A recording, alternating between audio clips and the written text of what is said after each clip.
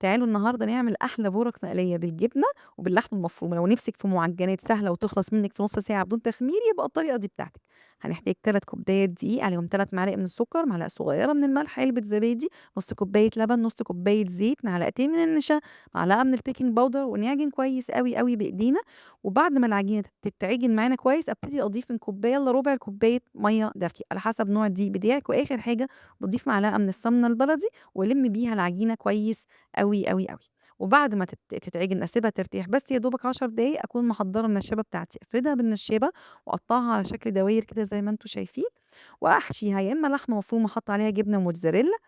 أنا كده عاملة خليط لحمة مفرومة، وعاملة الخليط التاني عبارة عن جبنة فيتا مع جبنة مالحة وجبنة قريش وخلطتهم ببعض قفلتها زي ما أنتم شايفين. ممكن تتشال في الفريزر بالطريقة دي وتتخزّن، تقدري تعمليها قبل الفطار في رمضان أو على الغدا أو في أي وقت تبقى جاهزة، وبعدين أو تقليها على طول زي ما أنا عملت وبالهنا والشفا.